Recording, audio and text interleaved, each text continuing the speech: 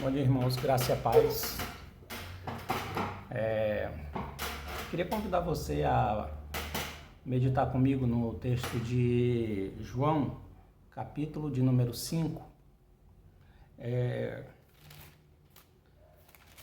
O texto que vai falar sobre o tanque de Betesda e a cura de um homem naquele tanque. Os irmãos, é uma passagem muito conhecida, bastante conhecida na realidade. Eu penso que os irmãos podem fazer a leitura do texto, né? Depois que ouvirem a nossa meditação, ou antes, né? Podem fazer a leitura do texto. Eu não vou fazer a leitura, mas a gente vai fazer algumas considerações sobre o texto, amém?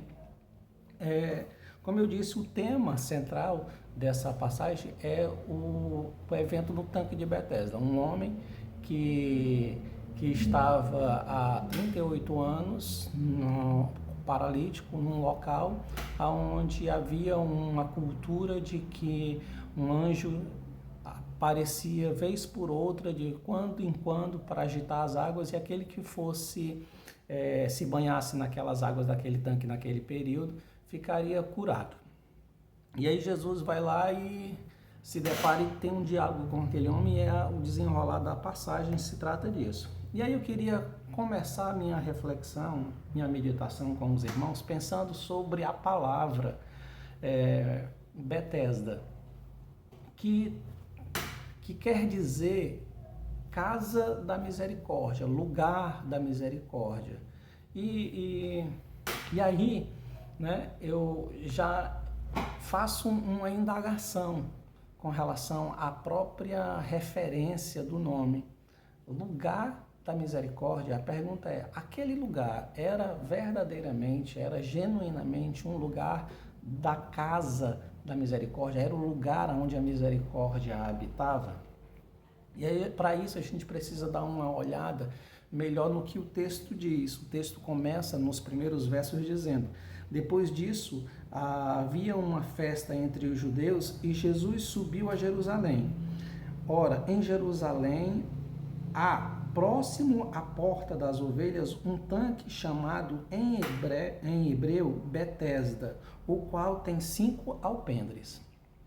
E aí, o que é que o autor do Evangelho, João, ele está querendo nos mostrar, nos revelar, ao identificar que esse lugar, esse tanque de Betesda, ele ficava próximo à porta das ovelhas. O que é a porta das ovelhas? A Porta das Ovelhas era um local que foi reconstruído no período de Neemias, quando Neemias retornou, né, para fazer a reconstrução de Jerusalém. Eles reconstruíram os muros, reconstruíram o templo. O sacerdote Eliazim, Neemias 3, por ali vai falar sobre isso. Ele vai dizer que eles construíram essa porta, a Porta das Ovelhas. E o que era a Porta das Ovelhas? A Porta das Ovelhas era o lugar onde eles recebiam, as ovelhas entravam para poder participar do sacrifício, para serem sacrificadas. Era o lugar por onde as pessoas entregavam as ovelhas, para que os sacerdotes conduzissem essas ovelhas para serem sacrificadas no período da Páscoa, que celebrava a libertação do povo da escravidão do Egito. Então João está dizendo o seguinte: olha, existe um lugar que é o lugar da casa da misericórdia, e esse lugar, que é a casa da misericórdia, ele está situado no lugar, aos arredores do lugar aonde se faz a celebração, aonde se cultua a Deus, aonde se faz os sacrifícios de celebração pela libertação da opressão do povo de Deus. É isso que João está querendo nos instruir, é essa informação que está por trás da localização geográfica do tanque de Betesda. João está dizendo, olha, existe um lugar que abriga doentes, que abriga pessoas, que tem um aglomerado de pessoas doentes, enfermas. Esse lugar está nos arredores do ambiente onde se celebra a libertação da opressão, onde se sacrifica a Deus. E aí, queridos, que isso quer dizer para nós? Qual a importância disso para a nossa reflexão aqui? É que, contradizendo a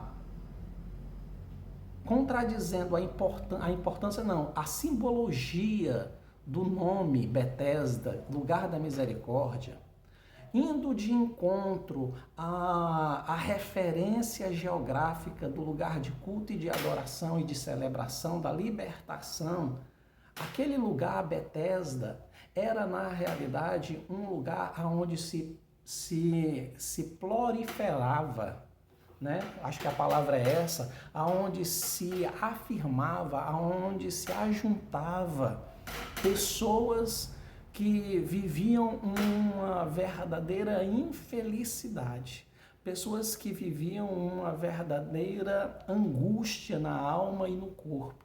Era um local que aglomerava pessoas doentes, pessoas que estavam desejosas, ansiavam por libertação, ansiavam por cura, ansiavam por um novo processo, pela libertação, mas não conseguiam desfrutar disso, porque o próprio lugar não favorecia essa libertação, essa cura, essa nova vida. Mesmo que o lugar geográfico indicasse uma celebração, mesmo que o lugar geográfico indicasse um serviço a Deus, como era a porta das ovelhas, onde era sacrificado, onde era feito o culto, onde era feita a celebração, onde era feita a comemoração da libertação, mesmo que o lugar fosse o lugar que carregasse um nome simbólico, que tinha um peso de simbologia como o lugar da misericórdia, e ali se encontrava a misericórdia, a realidade do ambiente não revelava as coisas pelas quais a simbologia do nome apresentava. Por que eu digo isso? Porque quando você vai olhar o texto, você percebe nitidamente que Betesda não era o lugar da misericórdia. Você observa no verso 3, diz assim, ó, naqueles dias, verso 2, ora, Jesus em Jerusalém, próximo à porta das ovelhas, um tanque chamado em hebreu Betesda, o qual tem 5 alpendres. Ora, o primeiro desafio, a primeira identificação, a primeira barreira que se apresenta para a efetivação da misericórdia, para a concretização da misericórdia naquele ambiente, é a dificuldade que as pessoas tinham para chegar até as águas que deveriam ser as águas referentes à cura. O texto diz que Betesda era construída de forma que haviam 5 alpendres, haviam 5 pavilhões, havia uma espécie de degraus para que as pessoas pudessem chegar até o lugar da bênção, pudessem chegar até o lugar da libertação, da cura.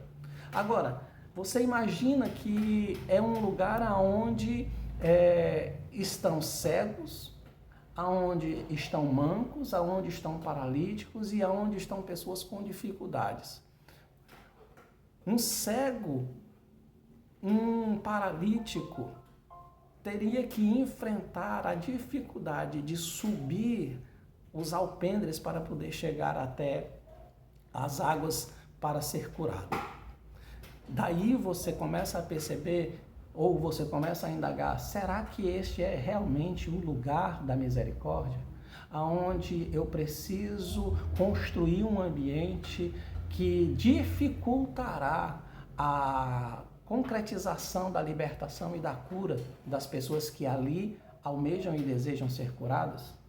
A segunda coisa que a gente observa é que havia um número gigantesco de pessoas se aglomerando naquele ambiente, na busca da cura. E o verso de número 4 diz que a cura só era realizada para o primeiro que entrasse na água. Então, havia uma disputa, havia um concurso para ver quem estaria primeiro, quem entraria primeiro na água. Era uma grande multidão primeiro, havia dificuldade dos pavilhões, você tinha que subir os pavilhões, você tinha que subir os alpendres para poder chegar até a água. Depois de chegar ali naquele ambiente, você tinha que ser o primeiro a chegar ali, porque a cura era apenas para o primeiro. Não era para o segundo, mas era para o primeiro. Aquele que conseguiu chegar em primeiro, ele recebia a cura. Os demais teriam que esperar uma nova oportunidade. E em terceiro lugar, havia uma espécie de expectativa, de atenção, de aprisionamento do ser numa expectativa.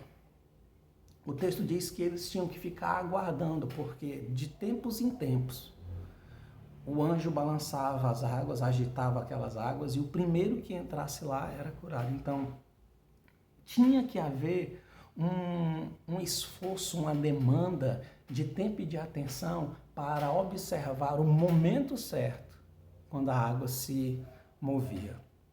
Então, havia ali, queridos, muitos desafios. Haviam ali, na realidade, provações diárias para a pessoa que desejasse ser curado, para a pessoa que desejasse ser libertada da sua enfermidade. Betesda, na realidade, ela não tinha nada de lugar da misericórdia. Ela tinha muito, era de lugar da opressão, lugar do reforço da decepção, porque o texto diz, quando Jesus começa a falar com o homem, que aquele homem que estava ali há 38 anos, esperando a sua cura, esperando um momento em que a água se agitasse, ele parece já estar decepcionado, parece já estar desistindo das coisas, daquela situação, porque ele diz, eu estou aqui há tanto tempo e sempre tem um que está na minha frente, sempre tem alguém que vai à frente, sempre tem alguém primeiro, eu nunca consigo, não tem ninguém que me ajude. Betesda produziu no coração, na mente, no ser daquele indivíduo, alguém pessimista, alguém que já desistiu da vida, que já desistiu da situação, que se acomodou à sua posição de enfermidade, de dependência do outro, de viver à margem da vida. Betesda, na realidade, ali naquele momento, não tinha nada de casa da misericórdia. Mas o que eu acho interessante, irmãos, é que naquele ambiente, Jesus decide passar. Jesus decide ir até ali.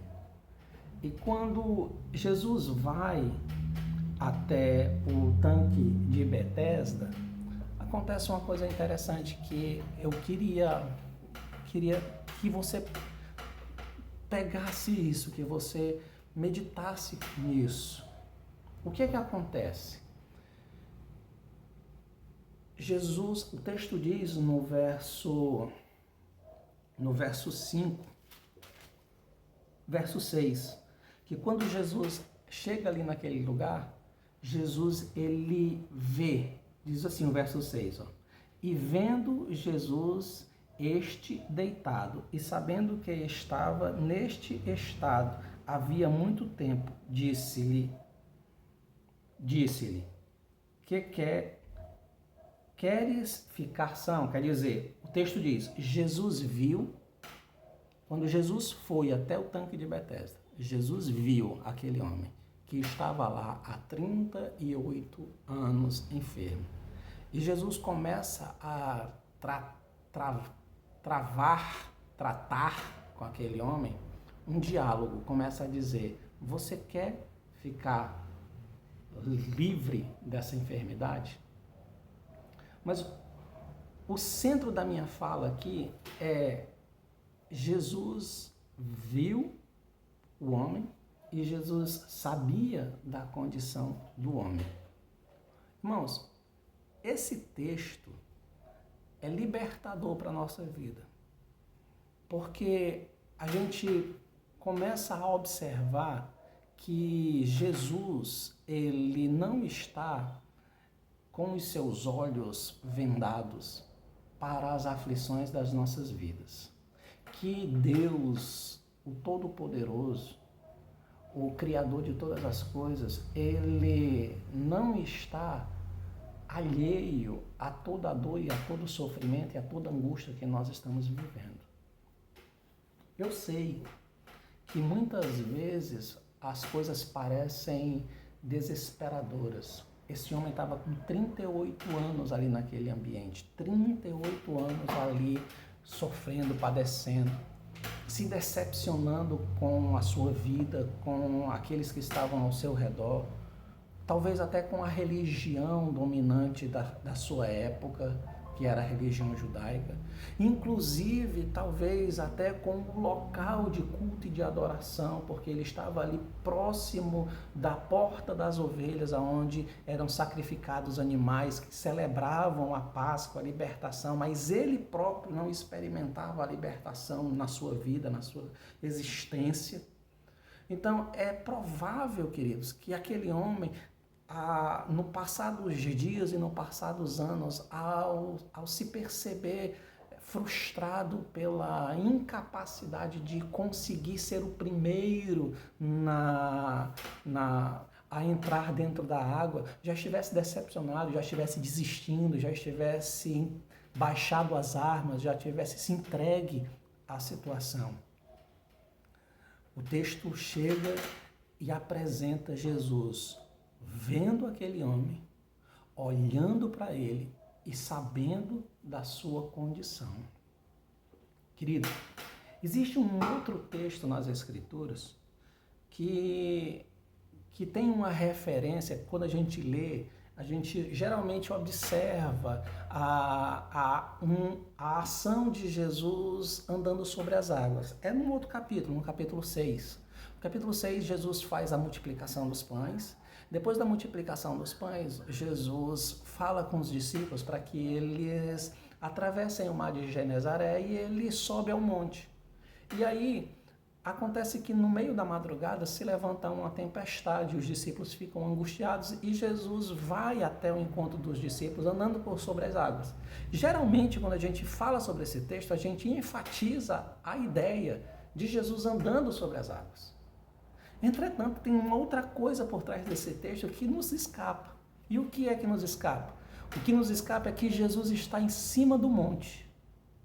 Em cima do monte, olhando o mar de Genezaré, olhando a tempestade se formar, olhando os discípulos adentrarem ou se aproximarem da tempestade. Ele vê os discípulos dentro da tempestade e eles veem o discípulo na angústia em que eles estavam dentro daquela tempestade. Ele está em cima do monte, olhando, observando.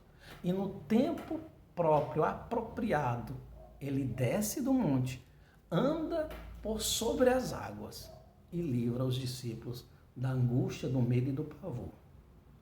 Existe um outro texto nas Escrituras que Jó, no auge da sua tribulação, da sua angústia, do seu sofrimento, ele diz: eu sei que o meu Redentor vive e em breve se levantará.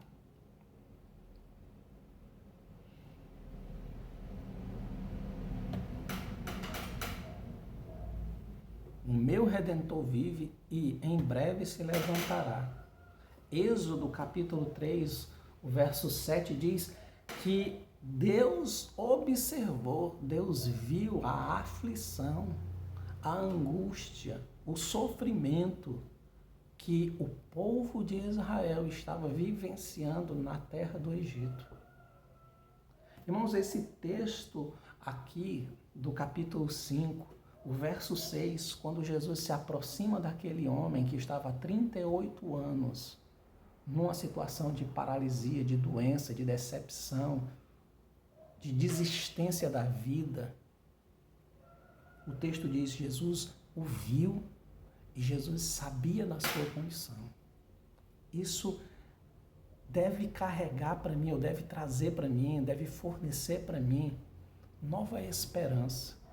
esperança de que Deus eterno e Jesus Cristo tem me visto e tem visto você, tem conhecido as nossas aflições, as nossas dores, as nossas angústias. É como eu disse, eu sei, querido, que existem momentos na nossa existência que a noite é escura demais. Eu sei que existem períodos na nossa caminhada que a gente não consegue ultrapassar a condição de enfermidade, muitas vezes, e enfermidade espiritual, enfermidades físicas. Eu estou falando de enfermidades físicas, mas o mais importante é a enfermidade espiritual.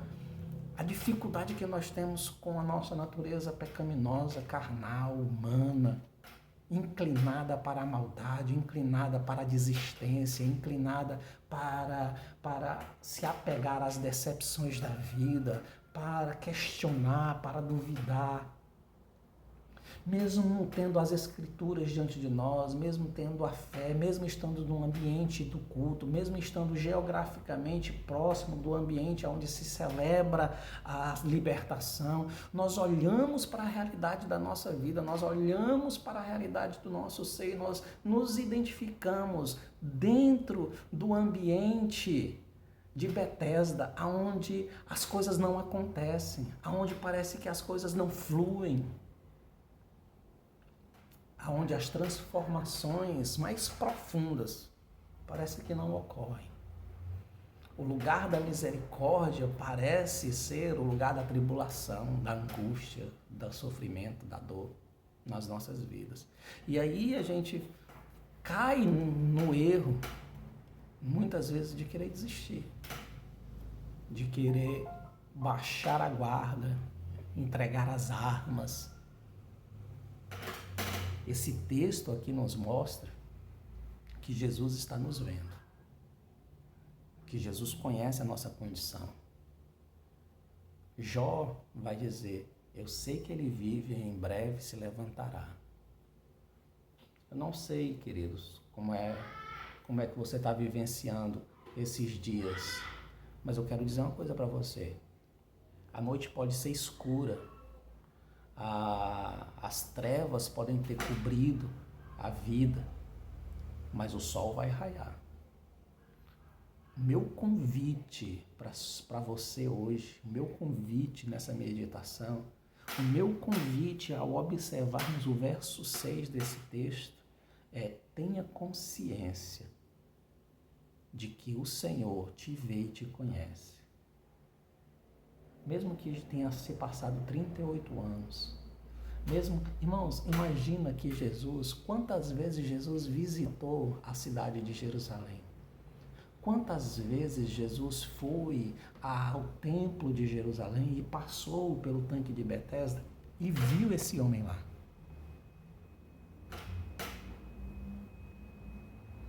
Você já parou para pensar nisso?